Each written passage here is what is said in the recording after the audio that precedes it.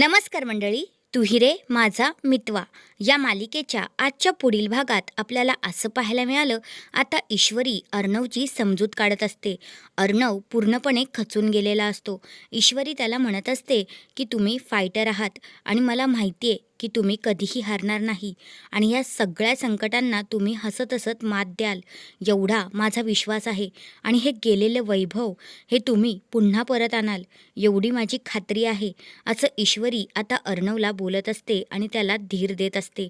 पण अर्णवच्या डोळ्यात मात्र अश्रूच असतात. खरंच खूपच वाईट वाटत आहे हे सगळे काही भाग पाहायला.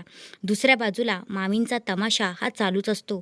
मामी आता सगळ्यांसमोर बोलत असतात, अरे त्या लोनवाल्यांचे फोन येत आहेत, बघा आता मॅटर घरापर्यंत आला, आता काय करायचं. तेवढ्यातच मामा मामीला म्हणतात की तू शांत बस ना, आईसमोर हे सगळं बोलायची काही गरज आहे का. तर आता वल्लरी मामी म्हणते, हो गरज आहे ना, त्यांना कळायला नको आणि त्यांना सगळं काही माहिती आहे आणि ह्या अर्णवचे कारनामे त्यांना सगळं काही माहिती आहे आणि आता त्यांच्या पण डोक्यावरचा छप्पर उडून जाणार आहे, ही गोष्ट तर त्यांना कळायला हवीच ना. म्हणून मी ही सगळी काही गोष्ट त्यांच्यासमोर बोलत आहे. त्यांना हे सगळं माहिती आहे आणि त्यांना ह्या गोष्टीची जाण असलीच पाहिजे, असं आता इकडे वल्लरी तावातावात बोलतच असते आणि तिचं हे सगळं काही बोलणं ऐकून अर्णवला मात्र मनस्तापच होत असतो, दुसरं काही नाही. तर हा आहे आजचा पुढील भाग.